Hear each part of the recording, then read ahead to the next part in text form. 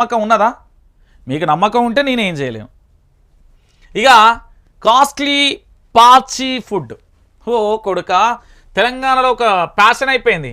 ఇంట్లో తింటేనేమో ఇజ్జత్ పోతుంది, బయట తింటేనేమో హీరో అవుతాడు. ఈ తెలంగాణలో బతుకు ఎట్లున్నది అంటే తెలంగాణ ఇంట్లో తింటే ఇజ్జత్ పోతుంది, బయట తింటే పేరు వస్తుంది అన్నట్టున్నది.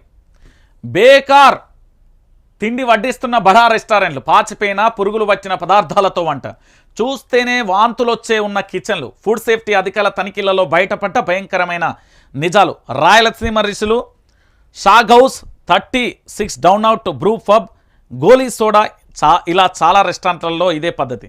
నిబంధనలు గాలికి వదిలేస్తున్న రెస్టారెంట్లు, పరిశుభ్రత లేదు, ప్రమాణాలు అసలు పాటించరు, కస్టమర్ల నుంచి భారీగా బిల్లుల వసూలు.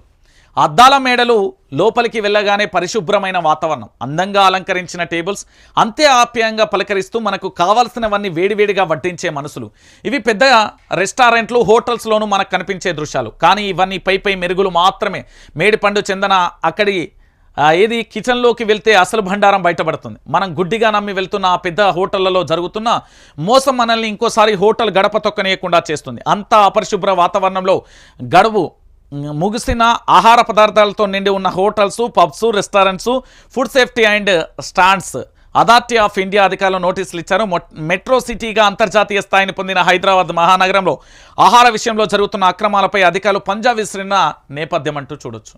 ఇదేంది చికెన్ 4-5 రోజులు అయితే ఆ కోసి అది తీసుకొచ్చి ఫ్రిడ్జ్లో పెడతారు. మీకు తెలుసు కదా, చైనా నుండి మనం ఇప్పుడు దిగుమతి చేసుకుంటున్న టేస్టీ ఉంటాయి కదా మాల్ మసాలు మన్నీ, అవన్నీ కూడా ఆ దేశంలో బ్యాన్ చేయబడ్డాయి. ఈ దేశంలో దిగుమతి టన్నుల కొద్ది దిగుమతి చేసుకుంటున్నాం.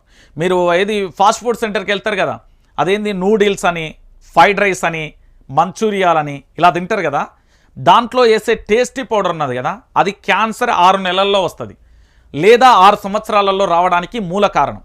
రెండోది, మీరు తాగుతున్న బయట ఛాయలు అవన్నీ తాగుతున్నారు కదా, అవి పాలపొడి ఉండొచ్చు లేదా కృత్రిమంగా తయారు చేసిన పాలై ఉండొచ్చు. ఇక మీరు తింటున్న బిర్యానీలు ఇవన్నీ ఉన్నాయి కదా, ఈ చికెన్లు 4-5 రోజుల ముందు తీసుకొచ్చి వాటిని ఫ్రిడ్జ్లో పెట్టి అవి ఎండిపోయి మాడిపోయి మసైపోయినట్టుగా వాటిని వండుతున్నారు. పెద్ద పెద్ద పేర్లు చెప్పుడు కాదు, మీరు ఇంట్లో తింటే శ్రీరామ రక్ష. ఆనాడు పల్లెల నుండి పట్నం వచ్చేటప్పుడు పులిహోర అన్నమో, సద్దన్నమో, పెరుగన్నమో, లేకపోతే 4 చపాతీలు, ఇంతంత మామిడికాయ పచ్చడనో, లేకపోతే ఆ రొట్టెలో ఇన్నన్ని తెచ్చుకునేటోళ్ళు. ఈ రోజు ఏమైపోయిందంటే ప్యాషన్ అయిపోయింది. ఎక్కడికి వెళ్ళినా ఫుడ్ ఉంటుంది. ఆ రోజు దొరకదనా, పైసలు లేకనా. ఈ రోజు పరిస్థితి ఎట్లా జరిగిందంటే ఇంట్లో తింటే ఇజ్జద్వాయే, బయటికి పోతే పేరు వచ్చాయి, నేను ఫలానా హోటల్లో టిఫిన్ చేస్తాను అని పేరు.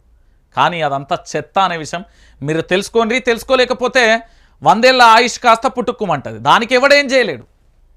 నేను చెప్తున్నా కదా.